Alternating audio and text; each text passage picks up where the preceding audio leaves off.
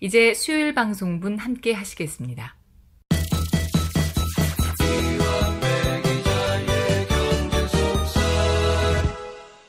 민중의 소리 이완배 기자 만나겠습니다. 이완배 기자님. 네, 안녕하십니까? 예. 자, 오늘 어떤 이야기 준비하셨습니까? 예, 오늘은 어제 하루 동안 치열하게 공방을 벌였던 한미 양국의 무역 분쟁에 관한 이야기를 전해드리려고 합니다. 네. 저는 이 분쟁이 굉장히 흥미로웠습니다. 원래 무역이라는 영역이 경제학 영역이기도 하지만 어제 두 나라 사이에서 벌어진 핑퐁 같은 거는요. 게임 이론이 실전에서 어떻게 적용되는지를 보여주는 굉장히 훌륭한 사례였습니다. 예. 미국이 첫 수를 먼저 던졌고요. 한국이 그 대응하는 수를 던졌습니다. 그래서 저는 미국의 다음 수가 굉장히 궁금합니다. 아주 흥미진진한 게임 이론의 실전 사례가 지금 시작이 된 겁니다. 일단 어제 벌어졌던 양국 사이의 일부터 정리를 좀 해보겠습니다. 미국이 먼저 던진 수는 무역 장벽을 높여서 한국에게 충격을 주는 거였죠. 그러니까 펀치를 먼저 미국이 날렸다는 겁니다. 태양광, 세탁기 두 분야에서 미국이 세이프가드라는 조치를 발동을 했는데요. 세이프가드는 긴급 수입 제한 조치라고 부릅니다. 대통령이 승인을 해야 되는 거고요. 트럼프 대통령이 승인을 해서 세이프가드가 발동이 됩니다. 세이프가드가 발동이 되면 수입하는 가정용 세탁기에 어마무시한 관세가 붙습니다. 그러니까 120만 대까지는 20%의 관세가 부과되고요. 요걸 넘어서는 물량에는 50%나 세금이 붙습니다. 이러면 이제 외국 기업에게는 미국에서 세탁기 팔지 말라는 이야기입니다. 100만 원 하던 세탁기에 세이프가드가 걸리면 관세를 20만 원, 넘으면 50만 원까지 붙여버리니까 세탁기 100만 원 하던 게 150만 원이 되면 이걸 어떻게 팔라는 거겠습니까? 굉장히 강력한 무역 조치인 거죠. 수입 태양광 전지 모듈에도 앞으로 4년 동안 관세가 부과됩니다. 첫 해는 30%, 그 다음에는 25, 30, 15 이런 식으로 왔다 갔다 하면서 관세가 붙습니다. 어쨌든 이 관세 양이 조금 불규칙하긴 해도 무조건 매년 15% 이상의 관세가 붙습니다. 이러면 우리나라 태양광 수출하는 기업 입장에서는 수출에 당연히 나쁜 영향을 미치겠죠. 우리나라가 지금 미국의 최대 세탁기 수출국이라고 합니다. 그러니까 피해 규모도 굉장히 클 거로 보여지고요. CNN이 분석을 한 걸 보면 삼성, LG, 한국의 이 두 기업이 멕시코하고 함께 미국 세탁기 수입량의 대부분을 차지하고 있어서 이 세탁기 관세로 인해서 가장 큰 피해자가 될 것이다. 이렇게 보도를 했더라고요. 제가 이 트럼프의 이런 전략이 얼마나 비용딱 같은 전략인지에 대해서는 여러 번 말씀드렸던 기억이 있습니다. 예. 이런 보호무역 전략을 보면 저는 미국의 시대가 저물고 있구나라는 확신이 들어요. 그러니까 저런 보호무역 전략은 1인자가 사용하는 전략이 아닙니다. 깡패 새끼들이 하는 전략이죠. 깡패 씹새끼들은 아닌가요? 네, 뭐 곡까지 나가야 될까요? 예, 하겠습니다. 네. 깡패 씹새끼들이 하는 전략이죠. 네. 예. 그러니까 미국은 지금 스스로 세계의 1인자가 아니고 이제는 힘만 센 깡패 새끼들이다. 이걸 이제 경제적으로 자인을 하고 있어요. 그래서 저는 70년 가까이 유지됐던 미국의 패권이 서서히 저물어 간다는 생각이 듭니다. 실제로 미국 재계에서는 이 트럼프의 보호무역 전략을 어마무시하게 반대한다는 이야기를 제가 한번 전해드린 적이 있죠. 예. 그러니까 한미 FTA 개정하자 이런 이야기가 나왔을 때 미국 상공회의소 반응을 전해드린 적이 있습니다. 미국 상공회의소는 우리나라 정경련 같은 단체인데요. 여기 수석 부회장이 7월에 미국 언론을 상대로 한 인터뷰를 보면 트럼프 do no harm to Korea US trade deal 이렇게 인터뷰가 돼 있습니다. 그러니까 트럼프 한미 FTA 훼손하지 마라 라고 강력하게 요청을 합니다. 이게 미국 재계의 입장이라는 겁니다. 예. 이것도 소개해드렸지만 상공회의소 홈페이지에 가보면 회장 명의로 공식 성명이 있습니다. 거기에는 미국 상공회의소는 미국이 한미 FTA를 폐기하려는 것을 매우 강력한 어조로 반대합니다. 이렇게 돼 있습니다. 뉘앙스를 살리려면 이제 영어를 읽어야 되는데 영어로는 in the strongest possible terms 이렇게 돼 있습니다. 우리가 사용할 수 있는 제일 강력한 언어로 반대한다. 이렇게 적혀 있어요. 그러니까 이걸 뉘앙스를 살려서 번역을 하면 죽어도 반대한다. 뭐 지금 이런 뜻인 겁니다. 예. 그 정도로 강력하게 미국 재계가 반대를 하고 있는 거죠. 그러면 지금 미국이 던진 첫 수, 세탁기와 태양광 수입품에 대해서 세이프가드를 발동한 것에 대해서 미국 재계가 어떻게 생각을 하고 있을까요? 여기에 대해서 어제 연합뉴스 기사가 있습니다. 세이프가드는 미국 경제의 부메랑, 오히려 일자리 상실, 이런 제목의 기사입니다. 조금만 읽어보겠습니다. 예. 미국 정부가 수입 태양광 패널과 세탁기의 세이프가드 발동을 결정했지만 미국 기업 사이에서는 불만의 목소리도 터져나온다. 특히 한국 등으로부터 수입한 태양광 제품으로 태양광 발전 설비를 만드는 미국 업체들은 수입 부품 단가 인상으로 타격을 받을 가능성이 커 이번 세이프가드 조치가 미 경제 부메랑으로 돌아올 것으로 우려하고 있다. 마이클 블룸버그 전 뉴욕시장은 이날 트위터를 통해 태양광 제품 관세부과 결정이 미국 경제에 악영향을 미칠 것이라고 강하게 비판했다. 그는 수입 태양광 제품의 최고 30%의 관세를 부과하는 것은 미국 내 일자리를 파괴하고 전기요금을 오르게 할 뿐 아니라 환경도 해칠 것이다 라고 주장했다. 이어 의회는 미국 노동자와 소비자를 위해 이런 결정에 맞서야 하고 행정부의 해로운 결정을 뒤집어야만 한다고 덧붙였다. 세이프가드 조치에 환호할 것으로 예상됐던 미국 태양광 산업협회도 이날 홈페이지의 성명을 통해 비판 행렬에 동참했다. 이렇게 기사가 되어 있습니다. 예. 이게 너무 당연한 겁니다. 트럼프는 자기 말로는 자국 기업을 보호하고 자국 일자리를 늘리겠다면서 무역 장벽을 높이는 보호무역을 지금 사용하고 있죠. 그런데 그 보호무역이 미국 기업 입장에서 보면 전혀 도움이 안 됩니다. 한미 FTA를 미국 상위가 왜 지지하겠습니까? 블룸버그 같은 사람이 왜 저렇게 보호무역에 대해서 반대를 할까요? 이게 봤듯이 태양광에 관세를 물리겠다고 했더니 미국 태양광 산업협회가 반대를 한다는 거예요. 예, 그러니까 트럼프는 그야말로 병닭짓을 지금 계속하고 있는 겁니다. 제가 종종 말씀드리지만 FTA, 자유로운 무역이라는 건요. 한국의 이익이냐 미국의 이익이냐 이걸 백날 머리 굴려봐야 계산해봐야 답이 안 나옵니다. 정확하게 누구에게 이익이냐면 한국과 미국의 자본의 이익이 됩니다. 대신 한국과 미국의 민중들에게는 손해가 되죠. 제가 FTA에 대해서 부정적인 이유는 한국 기업의 불리해서가 아니에요. 그 무역 확대를 통해서 한국의 사법권이 침해되고 공공성이 침해되고 농업 같은 국가의 핵심 산업이 몰락을 합니다. 이걸 제가 걱정을 하는 거예요. 그러니까 반대로 한국 기업이나 미국 기업이나 자본 입장에서는 자유무역이라는 게 너무 좋은 겁니다. 전 세계를 자유롭게 오가면서 노동을 사용할 수 있고요. 자유주의 깃발 아래 세상을 지배할 수 있습니다. 신자유주의를 대표하는 월가나 영국의 시티 오브 런던이라는 곳이 수십 년째 저 자유무역을 얼마나 애지중지했는지를 생각해 보면 이제 그 답이 나오는 거죠. 그런데 월가가 보기에 트럼프는 자국의 이익을 지킨답시고 자유무역 시스템을 망가뜨리려고 하고 있습니다. 그러니까 얼마나 답답하겠습니까? 예. 미치고 환장하는 거죠. 월가 자본 입장에서는요. 자, 이까지가 어제 미국이 던진 한 수였고요. 근데 펀치는 먼저 미국이 날렸습니다. 그러면 한국의 대응책을 보겠습니다. 어제 미국이 세이프가드를 발동하니까 한국이 즉시 이걸 WTO에 제소를 하고요. 보복무역에 들어가겠다고 발표를 했습니다. 그런데 제소를 넘어서서 제가 굉장히 특이하게 생각을 했던 건 만약에 세이프가드를 미국이 발동해서 우리나라 세탁기 분야에서 수출에 타격을 입는다면 그 타격을 입은 액수만큼 미국이 우리나라에 수출하는 품목에 그대로 보복관세를 적용하겠다는 입장을 분명히 한 겁니다. 그러니까 일단 WTO에 제소를 하는 건 승소할 확률이 매우 높을 겁니다. 제 느낌에는 거의 90% 이상 우리가 이길 거예요. 왜냐하면 실제로 2016년에도 세탁기 분쟁이 한미 양국에 한 번 있었고요. 예. 이때 우리가 WTO에 제소를 해서 이겼습니다. 그런데 미국이 패소를 하고도 그 결과를 지금 따르지 않고 있어요. 땡깡을 부리고 있는 거죠. 그런 상태에서 이번에 세이프가드라는 더 극단적인 조치를 내린 겁니다. 그러니까 이게 박근혜 때에는 우리가 이겼는데요. 미국이 땡깡을 부리니까 찍소리도 못하고 있었던 겁니다. 하지만 공식적으로 우리는 2016년에 승소를 했기 때문에 지금도 보복을 할 권한이 있어요. 국제 질서에 따라서요. 지금 문재인 정부가 어제 발표한 건 이겁니다. 이미 세탁기 분야에서 발생한 대미 수출 차질액이 7억 1,100만 달러 정도 됩니다. 한 7,600억 원 정도 되는데요.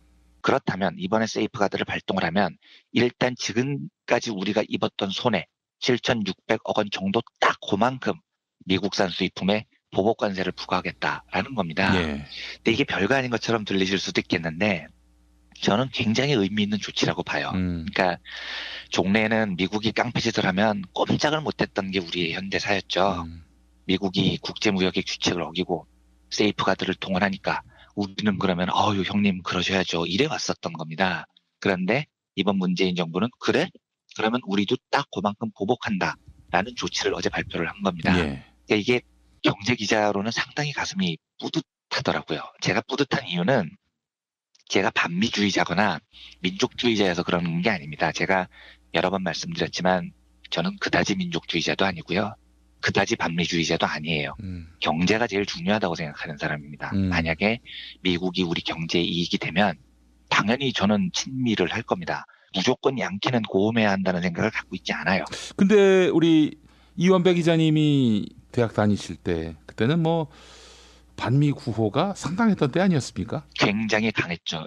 그런 주장을 강하게 하는 쪽도 있었고요. 예. 거기에서 조금 이제 멀리 떨어진 쪽도 있었고요. 그걸 이제 요즘 말로 뭐 NLPD 이렇게 구분을 하는데, 저는 미국에 대한 문제를 심각하게 생각하지만 무조건 반미인 경우는 아니었어요.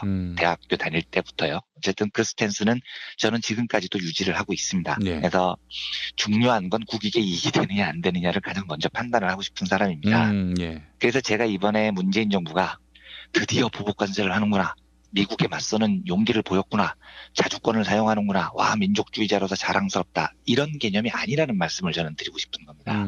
제가 뿌듯한 이유는 뭐냐면, 지금 한국이 내린 무역보복 조치가요, 게임 이론에 따르면 제일 훌륭한 전략이기 때문입니다. 미국이 먼저 우리를 배신한 거예요. 그렇게 첫 수를 던졌죠. 이때 우리가 취할 수 있는 게임 이론에서의 최고의 전략은 보복하는 겁니다. 제가 이 코너를 통해서 여러 번 소개를 해드렸는데, 이른바 tit-for-tat 전략이라는 거죠. tit-for-tat 전략은 제일 처음에는 신사적으로 나가지만 상대가 먼저 배신하면 나도 반드시 배신합니다. 그리고 상대가 협력하면 나도 반드시 협력하죠. 요 굉장히 단순해 보이는 전략이지만 이 tit-for-tat 전략은 게임 이론에서 제일 뛰어난 성적을 올린 최고의 전략입니다. 그러니까 제가 뿌듯한 건 지금 한국이 사용한 전략이 한국의 국익에 도움이 되는 최고의 전략이기 때문에 제가 뿌듯한 겁니다. 지금 협상 대표가 김현종 씨 맞습니까? 통상교섭 본부장이고. 그렇죠. 네. 그래서 사실은 한미 FTA 협정 맺을 당시에 그야말로 불평등 협정이었다. 미국의 이익을 너무 챙겨준 거 아니냐 해서 진보 진영으로부터 거센 질타를 받았던 인물인데, 이번엔 나름대로 선방한 겁니까? 제 평가를 내리자면 지금까지는 거의 만점에 가깝습니다. 굉장히 잘하고 있어요. 문재인 정부 이후 통상교섭본부장에 임명된 이후. 네, 굉장히 잘하고 있습니다. 상당히 뿌듯하고 고맙고 그렇더라고요. 그럴 정도입니까? 예. 그럼 이제 오늘 제가 해보고 싶은 게 뭐였냐면요, 우리가 tit-for-tat 전략은 여러 번 해봤으니까 이걸 조금 확대를 해보고자 합니다. 원래 tit-for-tat 전략이 탄생한 계기를 복습을 간단히 해보고 넘어가죠. tit-for-tat은 죄수의 딜레마라는 게임 상황을 반복해서 해보는 겁니다. 그래서 나한테 주어진 길은 상대방에 대해서 배신을 하거나 협력을 하거나 둘 중에 하나를 선택해야 되는 게임인 거죠. 이걸 여러 번 하는 겁니다. 예. 로버트 엑슬로드라는 과학자가 이 죄수의 딜레마 모델을 실전에 적용했을 때 어떤 결과가 나타날지를 확인하기 위해서 대회를 열었어요. 그래서 죄수의 딜레마 상황을 한 번이 아니라 여러 번 반복했을 때 어떤 전략이 제일 뛰어난 성적을 올리는지를 검토를 해본 겁니다. 예. 1차 대회에서 15개의 전략이 참가를 합니다. 그런데 이 대회에서 우승한 전략이 tit-for-tat이었습니다. 먼저 협력을 하고 상대가 배신하면 반드시 보복하고 상대가 협력하면 나도 협력하는 이 단순한 전략이 우승을 한 거죠. 그래서 이 엑슬로드가 자, 우승을 한 전략이 tit-for-tat이다. 얘를 꺾을 새로운 전략을 다 가져와봐. 우리 대회 한 번 더 열자. 이렇게 제안을 합니다. 예. 그래서 tit-for-tat을 꺾을 실로 다양한 전략들이 연구가 돼요. 그래서 2차 대회에서는 모두 63개의 전략이 참가를 합니다. 별의별 전략이 다 있어요. 짝수 번째는 무조건 협력하고 홀수 번째는 무조건 배반하고 이런 단순한 전략도 있었습니다. 그런데 이 다양한 전략이 tit-for-tat을 꺾기 위해 등장을 했는데 2차 대회의 우승도 tit-for-tat이었습니다. 이 실험 결과가 공개된 다음에 실로 여러 차례의 후속 실험이 벌어집니다. 그런데 어떠한 전략으로 후속 실험을 벌여도 tit-for-tat이 거의 우승을 해요. 제가 거의라는 표현을 쓴 건 가끔 tit-for-tat을 꺾는 전략이 나옵니다. 그런데 tit-for-tat을 꺾는 전략조차도 그 기반은 tit-for-tat을 사용을 합니다. 아주 tit-for-tat을 아주 조금만 변형을 한 전략들이 tit-for-tat을 꺾는 일이 가끔 벌어지기도 하죠. 그러니까 실전 사회에서 제일 뛰어난 전략은 보복 전략, tit-for-tat이라는 데에는 거의 지금 이견이 없는 상태가 된 겁니다. 그 후속 실험 중에 진짜로 승률이 뛰어났던 대표 12개 전략을 한번 붙여본 대회가 있었어요. 예. 이 12개 전략은 인간의 모든 심리를 담은 대표 선수들입니다. 그러니까 요 제수의 딜레마 게임 중에서는 월드컵 대회 같은 거죠. 최고의 전략들 12개를 붙여본 겁니다. 요 대회의 성적을 한번 살펴보겠습니다. 이 월드컵 12개 대표 전략 중에 1위는 그래주얼이라는 전략이었는데요. 이 전략이 tit-for-tat을 꺾어요. 그런데 이 그래주얼이라는 전략은 사실상 tit-for-tat을 조금 변형한 겁니다. 어떻게 하냐면 tit-for-tat과 논리는 똑같습니다. 상대가 배신하면 나도 배신하고 상대가 협력하면 나도 협력하는데, 다만 상대가 처음으로 배신하면 나는 그냥 한 번 배신하는 것으로 대응을 하지만 상대가 두 번째 배신하면 나는 두 배로 배신을 하는 겁니다. 네, 세 번째 배신하면 세 배로 배신을 하죠. 그러니까 팁포텟의 사상을 그대로 차용하면서 상대가 반복해서 배신을 하면 가중 처벌을 하는 거예요. 더 크게 보복을 하는 거죠. 요 전략이 1위를 차지해요.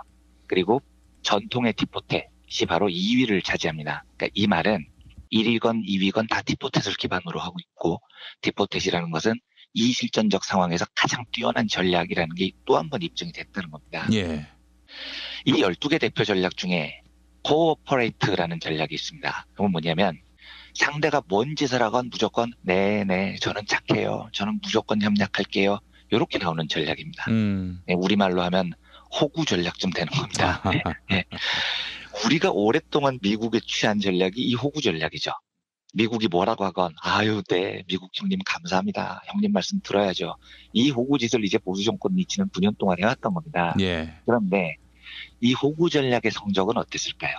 12개 전략 중에 고작 8위였습니다. 매우 성적이 안 좋은 하위권이었다는 거죠. 그러면 지금 우리가 해야 되는 선택은 분명하죠. 8위밖에 못하는 호구 전략을 써야 되겠습니까? 1, 2위를 석권한 팁포텟을 써야 되겠습니까? 아, 후자죠. 예, 당연히 그런 겁니다. 미국이 세이프가드를 발동했을 때, 아유, 미국 형님 그러셔야죠. 이러고 있으면 8위밖에 안 되는 호구인 거고요. 네, 우리가 먼저 때리지 않았다고요. 상대가 먼저 펀치를 날렸습니다. 이때 정확하게 상대가 딱 때린 양만큼 보복 관세를 물리겠다는 지금 정도의 전략은 정확하게 팁포텟을 따르고 있습니다. 이건 최소 2위가 보장된 전략입니다. 보복 강도에 따라서 1위가 될 수도 있는 전략이죠.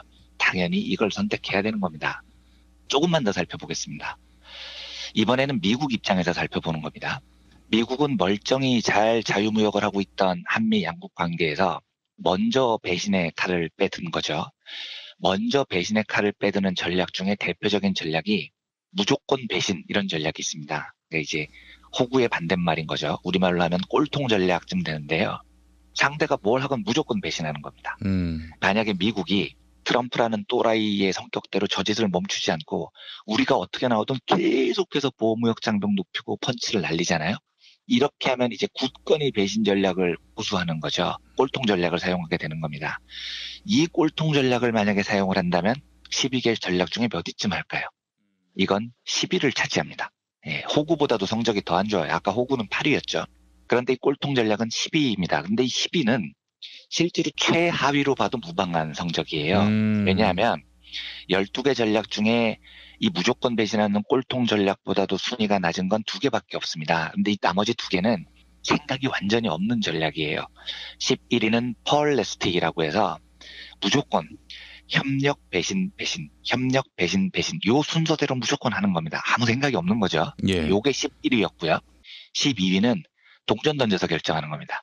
배신을 할까 협력을 할까를 랜덤으로 동전이 던져서 나오는 대로 결정을 하는 거죠. 이게 꼴등을 차지합니다. 그러니까 만약에 트럼프가 앞으로도 저 보호무역 정책을 절대로 포기를 안 하고 계속 고수를 하면 줄창나게 배신을 하는 전략을 고수한다는 건데 그건 12개 전략 중에 사실상 성적이 제일 안 좋은 전략을 선택을 하는 겁니다. 그러니까 저 또라이 짓을 계속하면 미국은 폭망하는 거죠. 박스 아메리카는 개뿔이 되는 겁니다. 이러니까 이제 미국 체계가 벌벌 떨고 있는 겁니다. 다른 실험에서 나타난 특이한 현상을 하나만 더 소개를 하겠습니다. 이 여러 전략 중에요. 테스터라는 전략이 있습니다. 이건 뭐냐면 예. 테스트를 해보는 겁니다. 먼저 펀치를 날려요. 그리고 나서 비겁하게 상대가 어떻게 나오는지 간을 보는 겁니다. 내가 한테 탁 때렸는데 상대가 어라 이 새끼 봐라. 먼저 네가 때렸어? 그럼 나도 한 대 때려야지 하고 보복을 하면 꼬리를 내려요. 아 쟤는 건드리면 안 되겠다. 물러서는 거죠. 근데 먼저 한 대를 딱 때렸는데 상대가 겁을 먹고 어우 야 저쪽이 세니까 굴복하자 이렇게 설설 기면 이때부터 연락에 두들겨 패는 겁니다. 상대가 겁을 먹고 물러서면은 계속해서 패고 상대가 세게 나오면은 꼬리를 내리는 테스트를 한 다음에 간을 보는 전략을 테스터라고 하는 겁니다. 그런데 이 전략이 팁포텟을 만나면 어떻게 되냐면은요. 간제비 전략이죠. 이 테스터가 이 간제비. 간제비. 네. 어디서 많이 들어본 간제비. 그렇죠. 누가 예. 연상되는 이 간제비 전략인데 이 간제비 전략은 팁포텟을 만나면 꼼짝을 못해요. 네. 간제비한테 팁포텟이 천적입니다. 간제비가 티포텟을 만나면 무조건 티포텟에 따라서 협력을 하게 됩니다. 만약 지금 미국이 사용하는 전략이 아까 얘기했던 10위권의 꼴통 전략이라면 그건 뭐 미국이 망하는 길이고요. 예. 만약 미국이 사용하는 전략이 테스터라면, 간제비 전략이라면, 그러니까 먼저 펀치를 날리고 한국이 센 놈인지 약한 놈인지를 간을 본 다음에 그 다음에 얍실하게 움직이려고 하는 거라면 더더욱 우리는 티포텟을 써야 됩니다. 티포텟을 쓰는 순간 간제비 미국은 앞으로 무조건 무역 분야에서 우리에게 협력할 수밖에 없어요. 이 두 전략의 천적 관계 때문에 그렇습니다. 여러 전략들을 소개를 해드렸는데요. 어제 양국 사이에서 벌어진 긴박한 상황에서 보복 관세를 택한 정부의 선택은 굉장히 뛰어난 전략으로 보여집니다. 상대가 협력으로 돌아서면 그때 우리가 협력으로 돌아서면 되는 거예요. 상대가 먼저 펀치를 날렸을 때는 쫄지 말고요. 쫄 필요가 없습니다. 미국은 트럼프의 저 보복무역 전략이 자국 내 자본으로부터도 멍청하다면서 반대를 받는 전략이에요. 예. 그러니까 두려워하지 말고 당당하게 맞은 만큼 반드시 돌려주는 티포텟 전략을 잘 이끌어갔으면 좋겠습니다. 예. 쓸데없이 미국하고 불구지천의 원수지간이 될 필요는 없겠지만은 목소리 높일 땐 또 높이면서 밀당하는 정도의 관계로 한미 두 나라 사이의 관계를 진전시켰으면 좋겠어요. 전 진전이라고 봅니다. 네, 그러니까 지금 말씀하신 게 정확한 티포텟 전략입니다. 우리가 먼저 때리지 않습니다. 우리가 먼저 때리지 않고요. 하지만 상대가 때리면은 거기에 대해서 보복을 하는 거니까요. 무조건 미국을 배척하는 게 아니고 양국의 우호 협력 관계에 저쪽이 먼저 배신의 칼을 빼들었을 때는 우리도 당당하게 맞서야죠. 그게 검증된 최고의 전략이라는 겁니다. 알겠습니다. 자, 이완배 기자님 오늘 말씀 잘 들었습니다. 네, 감사합니다.